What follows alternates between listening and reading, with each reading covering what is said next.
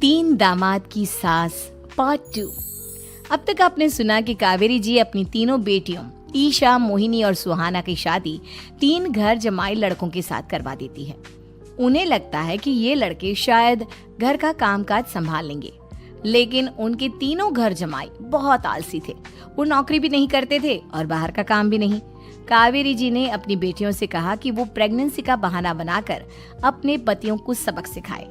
अब सुनिए आगे। मम्मी, आपने जैसा कहा था हमने वैसा ही किया, लेकिन देखिए ना, विवेक का हाल तो वैसा का वैसा ही है। घर में ना सुबह का नाश्ता बनता है और ना खाना। नौकरी पर जाने की बात करूं तो खाने को दौड़ते हैं मुझे। हाँ मम्मी, मैंने भी सुमित को कितनी बार कहा कि अगर नौकरी नहीं करनी तो कोई छोटी सी दुकान ही खोल लो, घर का खर्चा कैसे चलेगा। देखो दोपहर के 12 बजने आए और जनाब अभी तक सो रहे हैं। हाँ मम्मी, ईशा और सुहाना ठीक कहती हैं। अविनाश का भी यही हाल है। जब मैंने अपनी प्रेगनेंसी के बारे में कहा तो मुझसे कहने लगा, अरे दूसरी लड़कियां तो 9-9 महीने तक नौकरी करती है, बस डिलीवरी के टाइम छुट्टी लेती है। मोहिनी, तुम भी नौकरी करो। अब मुझे कहाँ नौकरी मिलेगी। मम्मी बताओ अब मैं क्या करूँ। हे भगवान, क्या सोचकर घर जमाई दामाद लाई थी मैं कि मेरी बेटियां मेरे पास रहेंगी और खुश रहेंगी, लेकिन इन आलसी दामादों ने तो हमारी जिंदगी को भी प्रॉब्लम में डाल दिया है। मैं तो कहती हूँ मम्मी, हम लोग वापस अपनी जॉब पर जाना शुरू कर देते हैं। बता देते हैं इन लोगों को कि हमने प्रेगनेंसी का बहाना किया है। नहीं बेटा, ऐसी गलती भी मत करना। अगर तुमने ऐसा किया तो इन तीनों की आदत और खराब हो जाएगी। अरे आज नहीं तो कल कभी तो तुम प्रेग्नेंट होगी, तब वापस यही प्रॉब्लम आएगी। तब क्या करोगी तुम तीनों। हाँ मम्मी, आपकी बात तो बिल्कुल सही है। इन लोगों को तो सुधारना ही पड़ेगा। लेकिन कैसे? अपने बच्चों के आने की खबर सुनकर भी इन लोगों पर कोई असर नहीं हो रहा। पैसे कमाने के लिए घर से बाहर निकलना ही नहीं चाहते ये तीनों। अब मेरे दिमाग में एक प्लान आया है। तुम तीनों चिंता मत करो, उन तीनों को बुलाओ, फिर मैं बात करती हूँ। थोड़ी देर बाद कावेरी जी अपने तीनों दामादों को सामने बुलाकर अपनी बात कहना शुरू करती हैं। अविनाश, सुमित और विवेक, देखो बेटा, मैं ना तुम तीनों से बड़ा प्यार करती हूँ, इसीलिए तो तुम्हें घर जमाई बना कर रखा है मैंने। अरे मम्मी जी, सीधे सीधे कहिए ना, क्या बात है। प्यार तो हम भी आपको बहुत करते हैं। अरे मम्मी जी, आपकी इज्जत भी बहुत करते हैं। अरे भाई, आपके जैसी सास और कमाने वाली बीवी सबको मिलती है क्या? हाँ मम्मी, विवेक और सुमित ठीक कह रहे हैं। आपकी बेटी से शादी करके मेरी तो जिंदगी ही अच्छी हो गई है। जानती हूँ मैं, और ये भी जानती हूँ कि तुम तीनों अपने अपनी बीवियों से बहुत प्यार करते हो। बेटा, बात ऐसी है कि हमारे कुल गुरु ने कहा है कि प्रेग्नेंट होने के बाद मेरी तीनों बेटियां शुरू के 4 महीने हमारे गांव में जाकर रहेगी, जहां मेरे चाचा जी रहते हैं।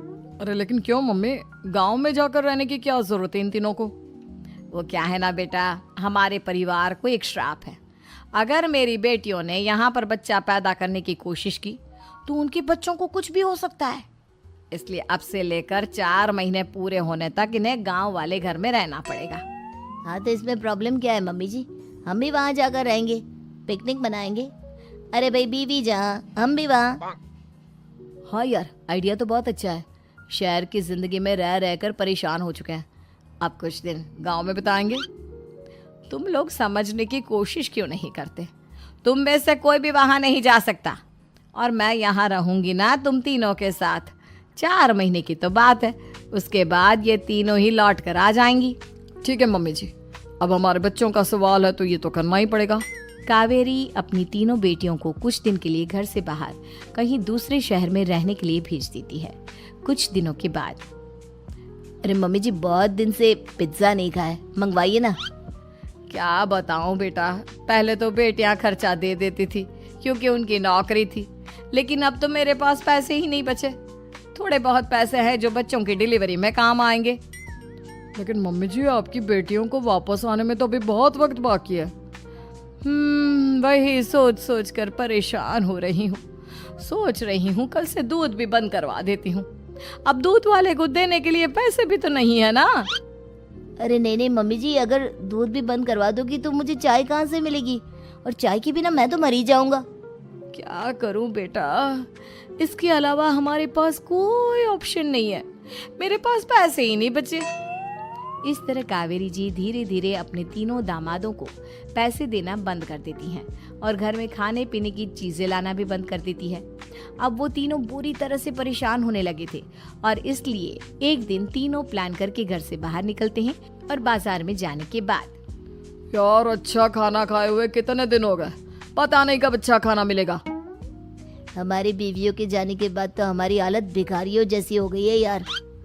कुछ भी हो, मुझे तो आज पिज्जा खाना ही खाना है।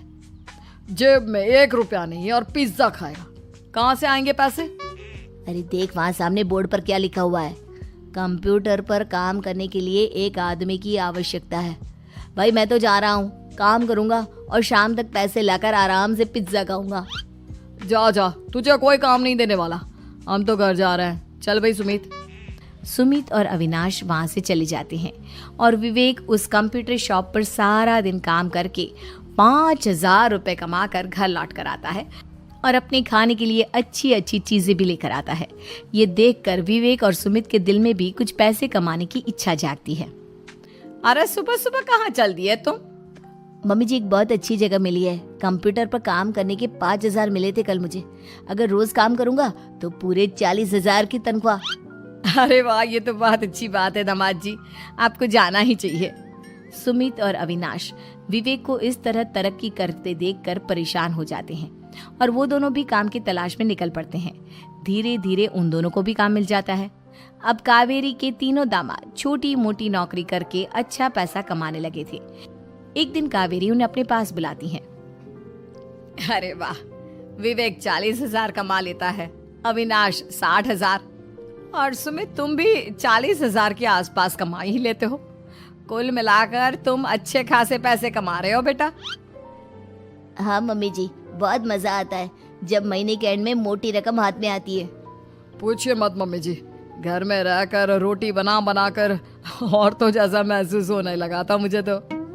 हाँ बेटा, तुम तीनों की बात तो बिल्कुल ठीक है और जानते हो अब तुम तीनों की पत्नियां भी वापस लौट कर आने वाली है।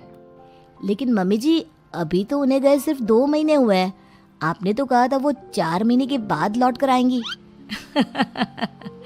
ऐसा कुछ नहीं है बेटा, मैं सिर्फ तुम तीनों को सबक सिखाना चाहती थी कि आदमी घर में बैठकर बीवी की कमाई खाता हुआ अच्छा नहीं लगता। इस दुनिया में हर इंसान को मेहनत करनी चाहिए, काम करना चाहिए, चाहे वो औरत हो या आदमी, ताकि अपने परिवार को संभाल सके। कावेरी की बात सुनकर उन तीनों को अपनी गलती का एहसास होता है और कावेरी उन्हें सच बता देती है कि ईशा, सुहाना और मोहिनी शहर में ही कहीं दूसरी जगह रह रहे थे।